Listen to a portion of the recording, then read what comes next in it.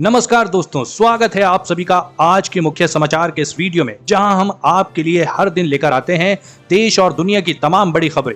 एक एक करके 50 बड़ी खबरों को सिर्फ 10 मिनट में जानेंगे। वीडियो के साथ अंत तक बने रहिएगा। साथ ही दोस्तों, आपसे एक छोटी सी रिक्वेस्ट है कि अगर आपने अभी तक इस वीडियो को लाइक नहीं किया है तो लाइक जरूर कर दें और वीडियो के नीचे दिए गए इस लाल बटन को दबाकर चैनल को सब्सक्राइब कीजिए और इस घंटी को भी दबाएं ताकि आपको दिन भर की बड़ी खबरों की जानकारी लगातार मिलती रहे। तो चलिए दोस्तों, वीडियो को फटाफट शुरू करते हैं। कोरोना वैक्सीन से शरीर में बनता है टी सेल। वायरस को हराने और इम्यूनिटी को बढ़ाने में कारगर है ये कोशिका। जी हाँ, कोरोना वायरस के सामने आने के बाद लोगों को वायरस वैक्सीन और इम्यूनिटी सिस्टम के बारे में भरपूर जानकारी हो चुकी है।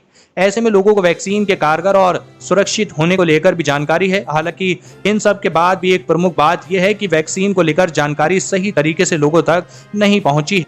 कोविड वैक्सीन के कारगर होने को लेकर तैयार किए गए डाटा सिर्फ एक पहलू पर केंद्रित हैं, जिसे एंटीबॉडी कहा जाता है।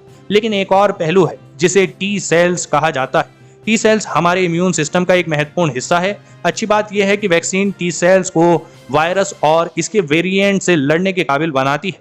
रिसर्च से पता चला है कि सेल मीडिएटेड इम्यूनिटी मानव कोरोना वायरस के खिलाफ एक शक्तिशाली हथियार। और अगली बड़ी खबर की बात करें तो पाकिस्तान ने भारतीय और अफगानिस्तान सीमाओं के पास उपग्रह हवाई अड्डों को किया सक्रिय। जी हाँ, ऐसे समय में जब पाकिस्तानी खुफिया एजेंसियों को अफगान मामलों में खुलेआम दखल देते देखा जा सकता है, पाकिस्तान वायुसेना ने अफगानिस्तान के करीब बलूचिस्तान इलाके में अपने पूर्वी मोर्चे पर एक हवाई अड्डे को सक्रिय किया है। वहीं दूसरी ओर भारत की सीमा के पास कोटली और रावलकोट नामक दो अन्य उपग्रह ठिकानों को भी सक्रिय किया है। खुफिया सूत्रों ने यह जानकारी दी है। सूत्रों ने कहा कि पाकिस्तान वायुसेना के पास ऑपरेशन के लिए 12 उपग्रह ठिकाने हैं। पाकिस्तान वायुसेना समय समय पर ऑपरेशन की तैयारी के लिए इन ठिकानों को सक्रिय करती रहती है। सूत्रों ने कहा कि भारतीय एजेंसियां लगातार पाकिस्तानी गतिविधियों की निगरानी कर रही हैं, क्योंकि इसके सभी ठिकानों को भारतीय रडार और अन्य प्रणालियों द्वारा 2400 घंटे प्रभावी ढंग से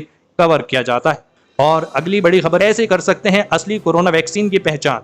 लेबल से लेकर रंग तक में मिलेगा अंतर। जी हाँ, एक और जहां कोरोना वैक्सीन प्रोग्राम को तेज करने की बात कही जा रही है, वहीं दूसरी तरफ अंतर्राष्ट्रीय बाजार में भी फर्जी टीकों के कारोबार का खुलासा हुआ है। बता दें कि हाल ही में दक्षिण पूर्वी एशिया और अफ्रीका में नकली वैक्सीन पाई गई है, जिसके बाद विश्व स्वास्थ्य संगठन ने सभी देशों को फर्जी टीके को लेकर सचेत किया है। अंतर्राष्ट्रीय बाजार में भी फर्जी टीकों के पहुंचने की खबर मिलने के बाद केंद्र सरकार ने सभी राज्यों को कई ऐसे मानक की जानकारी दी है, जिससे ये पता लगाया जा सके कि वैक्सीन असली है या नकली। राज्यों को भेजे गए एक नोट में स्वास्थ्य मंत्रालय ने उन पॉइंट्स का जिक्र किया है जिससे कि फेक वैक्सीन की पहचान की जा सकती है। इस नोट में वैक्सीन की वाइल के रंग, लोगो, लेबल समेत अन्य बातों की जानकारी दी गई है। कोविशील्ड के ऊपर SII का प्रोडक्ट लेबल गहरे हरे रंग में होगा। वहीं ब्रांड का नाम ट्रेडमार्क के साथ लिखा दिखाई देगा। साथ ही इसके ऊपर CGS नॉट फॉर सेल भी लिख। और अगली बड़ी खबर की बात करें तो आने वाले दिनों में बढ़ सकते हैं बादाम और किशमिश के दाम। तालिबान की वजह से महंगा होगा भारत में ड्राई फ्रूट्स। जी हाँ, अफगानिस्तान पर तालिबान के कब्जे के बाद भारत के साथ उसके व्यापारिक रास्ते बंद हो चुके हैं। इसका असर देश में सूखे मेवे की कीमतों पर पड़ सकता है। पहले से ही कोरोना महामारी की वजह से अमेरिका से बादाम और पिस्ता का आयात प्रभावित है।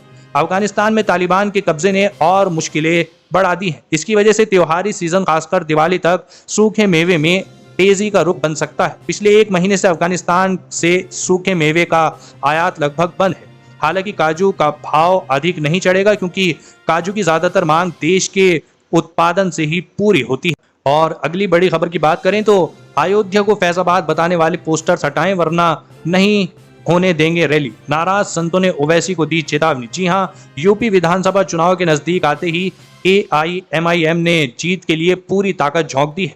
ओवैसी 3 दिन के यूपी दौरे पर पहुंच रहे हैं, लेकिन इससे पहले अयोध्या में लगे विवादित पोस्टर्स पर जमकर विरोध हो रहा है। दरअसल पोस्टर्स में अयोध्या की जगह पर जिले का पुराना नाम फैजाबाद लिखा गया है। इस पर संत समाज ने आपत्ति जताई है। इसके साथ ही संतों ने चेतावनी दी है कि अगर अयोध्या नहीं लिखा गया तो वह ओवैसी की जनसभा वहां पर नहीं होने देंगे। इसके साथ ही संतों ने इसे हिंदुत्व विरोधी करार दिया है। बता दें कि योगी सरकार ने साल 2018 में फैजाबाद जिले का नाम अयोध्या कर दिया था, लेकिन AIMIM के पोस्टर्स में फैजाबाद लिखे जाने से संत समाज में काफी नाराजगी है। इसीलिए उन्होंने ओवैसी की रैली न होने देने की चेतावनी। और अगली बड़ी खबर की बात करें तो केरल में कोरोना के बीच निपाह का डर, बच्चे की मौत के बाद 2 और में मिले लक्षण, हाई रिस्क में 20 लोग, इलाके में लॉकडाउन। जी हां, कोरोना से जूझ रहे केरल में निपा वायरस एक नई चुनौती के तौर पर सामने आया है। यहां पर 2 और लोगों में निपा वायरस के लक्षण पाए गए हैं। यह 2 लोग उन 20 लोगों में शामिल हैं जो निपा से मृत लड़के के क्लोज कांटेक्ट में शामिल थे। जी हां, केरल की स्वास्थ्य मंत्री वीना जॉर्ज ने इस बारे में जानकारी दी। उन्होंने कहा कि लड़की की मौत निपा से हुई है। हम हालात पर निगाह बनाए हुए हैं। एनसीडीसी की टीम भी हमसे कोऑर्डिनेट कर रही है। उन्होंने बताया कि अभी तक 188 कॉन्टैक्ट्स की पहचान की गई है। सर्विलांस टीम ने इसमें से 20 हाई रिस्क कॉन्टैक्ट्स के बारे में पता लगाया है। इनमें से 2 हाई रिस्क कैटेगरी में हैं। वहीं मृत लड़के के घर से 3 किलोमीटर के दायरे में लॉकडाउन लगा। और अगली बड़ी खबर की बात करें तो जनता के लिए बड़ी राहत, शुगर, कैंसर जैसी 39 बीमारियों की दवाएं हुई सस्ती। जी हां, केंद्र सरकार ने आवश्यक दवाओं की राष्ट्रीय सूची में संशोधन करते हुए आमतौर पर इस्तेमाल की जाने वाली 39 दवाओं की कीमतों में कटौती कर दी है। इसमें anti cancer, anti diabetes, anti viral, anti bacterial, anti retroviral, anti TB दवाओं के साथ साथ वे दवाएं भी शामिल हैं जो कोविड के इलाज में इस्तेमाल की जाती हैं।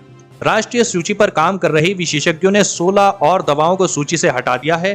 भारतीय आयुर्विज्ञान अनुसंधान परिषद दवाओं की कीमत पर नियंत्रण बढ़ाने के लिए लंबे समय से काम कर रही है। 39 बीमारियों की दवाएं सस्ती होने से आम जनता को राहत। और अगली बड़ी खबर की बात करें तो एयर स्ट्राइक जैसे मिशन के लिए भारत में स्ट्राइकर बनाएगी इजरायली कंपनी। इंडियन आर्मी करेगी आतंकियों का सफाया। जी हां, पुलवामा आतंकी हमले के बाद भारत ने बालाकोट में एयर स्ट्राइक कर आतंकियों के ठिकानों को तबाह कर दिया था। इस तरह के मिशन भारतीय सेना के लिए भविष्य में और आसान होंगे। आने वाले दिनों में भारतीय सेना स्काई स्ट्राइकर से लैस होगी जो कि एयर स्ट्राइक जैसे ऑपरेशन को अंजाम देने में मदद करेगी। यह आत्मघाती ड्रोन की तरह काम करता है और विस्फोटकों के जरिए लक्ष्य को खत्म कर डालता है। सेना ने 100 से अधिक स्काई स्ट्राइकर खरीदने के लिए इजराइल की कंपनी हेलबिट सिस्टम से एक डील की है। स्काई स्ट्राइकर एक आत्मघाती ड्रोन की तरह काम करता है जो विस्फोटकों के साथ लक्ष्य को मारकर खुद भी नष्ट हो जाता है। यह खुद 5 किलो वारहेड के साथ निर्दिष्ट लक्ष्यों का पता लगाकर उन पर हमला कर सकता है। वहीं यह बहुत ही धीमी आवाज के साथ कम ऊंचाई पर उड़ सकता है जो इसे मौन, अदृश्य और आश्चर्यजनक हमलावर। और अगली बड़ी खबर की बात करें तो राशन कार्ड के नियमों में हुआ बड़ा बदलाव, जान लें वरना राशन मिलने में हो सकती है दिक्कत। जी हां, राशन कार्ड धारकों के लिए खुशखबरी है। One nation one ration card के तहत अब लाभार्थी इस महीने से अपने पसंद के राशन डीलर के यहां से राशन उठा पाएंगे। यानी अब आप राशन के डीलर को अपनी इच्छा के अनुसार बदल सकते हैं। इसे लेकर सरकारी ज्ञापन जारी किया गया है। इसके अनुसार दूसरे डीलर के राशन कार्ड धारी भी अगर आपके पास राशन लेने के लिए आए तो उसे हर हाल में राशन देना है। इस व्यवस्था के तहत अगर किसी एक राशन डीलर के पास उसके निर्धारित लोगों से अधिक लोग राशन लेने के लिए पहुंचते हैं तो ऐसे डीलर को जिला प्रशासन के आपूर्ति विभाग द्वारा राशन उपलब्ध कराया जाएगा ताकि सभी को आसानी से राशन मिल सके। इस आदेश के जारी होने के बाद अगर कोई कोटेदार राशन देने में आनाकानी करता है तो उस पर कार्रवाई की। दोस्तों, आज की खबरों में बस इतना ही। इसी तरह हर रोज काम की खबरें जानने के लिए आप हमेशा हमारे साथ जुड़े रहें। हमारे साथ जुड़ने के लिए वीडियो के नीचे दिए गए इस लाल बटन को दबाएं और साथ ही इस घंटी को भी दबाएं ताकि आपको हर खबर की सटीक जानकारी मिल सके।